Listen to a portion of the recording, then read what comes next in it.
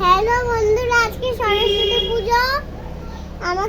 আমি দেখো আমি শাড়ি পরেছি। হ্যালো বন্ধুরা, এই দেখো আমি বাড়ি আছি।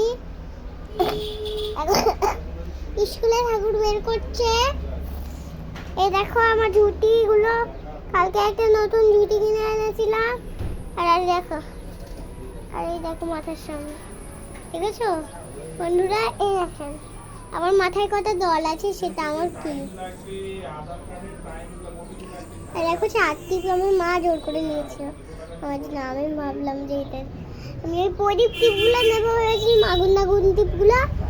এটা খুব সুন্দর দেখতে, আমাদেরটা সুন্দর লাগছে। এক্সাইটেড হয়ে গেছে, আজকে আমাদের পুজো হবে। গায়ে হলুদ দিয়েছি। আর এরকম দেখো আমরা এখনো বাড়ি আছি।